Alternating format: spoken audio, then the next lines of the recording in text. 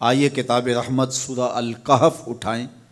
اللہ تعالیٰ نے ایک واقعہ بیان کیا ہے حضرت موسیٰ اور حضرت خضر علیہ السلام کا، کہ حضرت موسیٰ علیہ السلام عزم مصمم کر کے جب چلے تو اللہ فرماتا ہے کہ ہم نے حضرت موسیٰ علیہ السلام کو جس بندے کی نشانی بتائی تھی وہ بندہ ان کو وہاں مل گیا۔ سفید چادر اوڑے حضرت خضر علیہ السلام وہاں لیٹے ہوئے تھے، تو یہ جا کے ان کے پاس کھڑے ہو گئے کہ حضرت میں آپ کی خدمت میں اس لیے آیا ہوں کہ اللہ نے آپ کو جو خصوصی علم عطا کیے ہیں میں ان کو سیکھنے کی غرض سے آپ کی چوکھٹ پہ آیا ہوں۔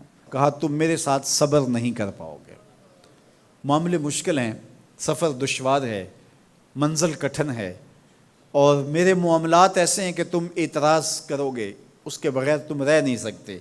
حضرت موسیٰ علیہ السلام نے کہا اگر اللہ نے چاہا تو آپ دیکھیں گے میں صبر کروں گا اور آپ کے کسی حکم کی کسی کام کی میں نافرمانی نہیں کروں گا، کسی کام کا انکار نہیں کروں گا۔ کہا کہ اچھا شرط یہ ہے کہ جو میں کروں اس پر تم اعتراض نہیں کرو گے، سوال نہیں کرو گے، یہاں تک کہ میں خود ہی نہ بتاؤں۔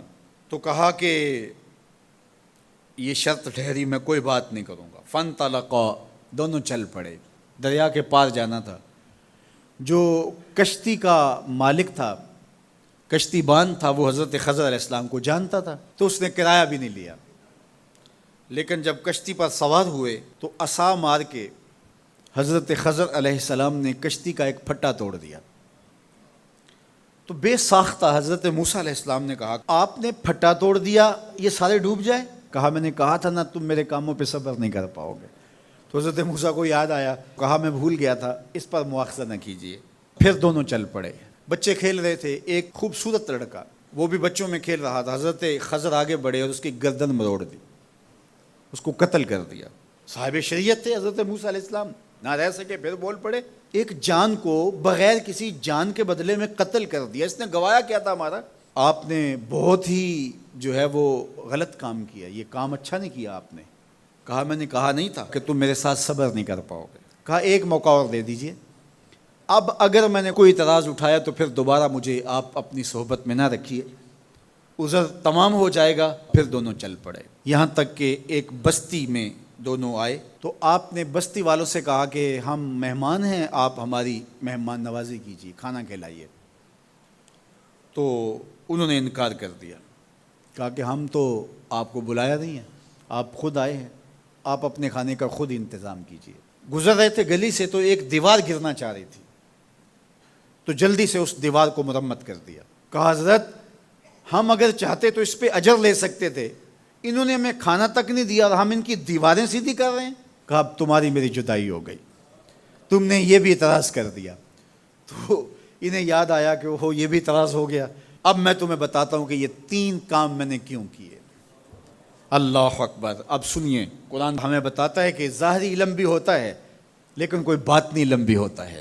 کہا وہ پہلی بات کشتی والی سنو، یہ 2 مسکین بچوں کی کشتی تھی، ان کے گھر کا چولہا اس کی کمائی سے جلتا تھا۔